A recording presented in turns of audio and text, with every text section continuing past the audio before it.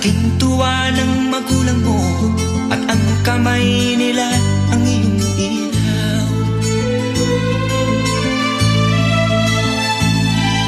At ang nanay at tatay mo'y di malaman ang gagawin, minamasdan pati pagtulog mo. At sa gabi napupuyat ang iyong nanay sa pagtimpla ng gatas mo. At sa umaga na may kalong ka ng iyong amang tuwang-tuwa sa'yo.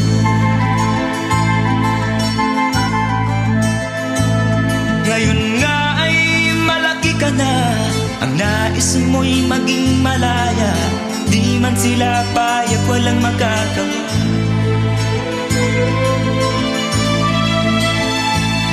Ikaw nga ay biglang nagbago, naging matigas ang iyong ulo, at ang payo nila'y sinuway mo.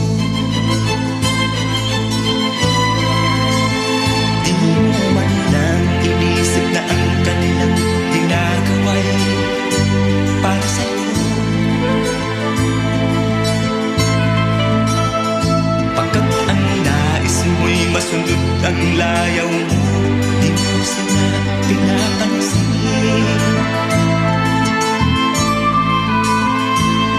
Nagdaan pang mga araw at ang landas mo'y naligaw, ikaw ay nanulong sa masamang bisyo.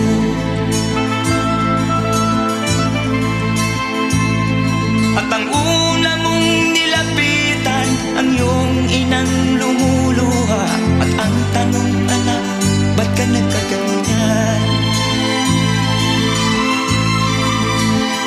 At ang iyong mga matay biglang lumuha nang di mo napapansin.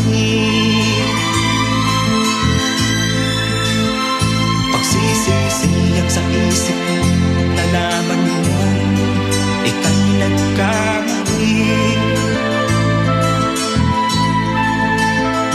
Pagsisisiyag sa isip mo, nalaman mo ika'y nagkamali.